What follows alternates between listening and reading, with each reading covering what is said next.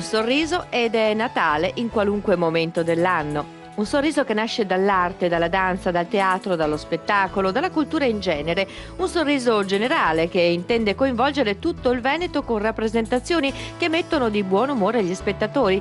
Natale con un sorriso è infatti il titolo di un programma ricco di eventi promosso dall'assessorato regionale alla cultura, che parte da un progetto pilota che coniuga cultura e territorio. La novità dell'edizione 2013 è il teatro per bambini, il cui sorriso innocente e senza filtri arriva dritto al cuore. Iniziative che dilagano e colorano il territorio come fosse vernice versata sulla tela, che corre ovunque, impregnando di forme e colore ogni centimetro quadrato di superficie.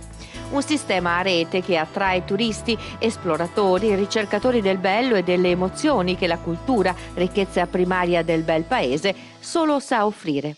Sempre rete, sempre squadra, sempre progetti che fanno massa critica nel territorio, quindi meno interventi singoli che sono comunque utili, valorizzare le grandi eccellenze, valorizzare il sistema territoriale, valorizzare i centri storici.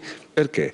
Perché il turismo in Veneto sta crescendo, spero anche un po' per merito nostro, con il 35% di turisti stranieri che vengono a visitare città d'arte e quindi cultura veneta.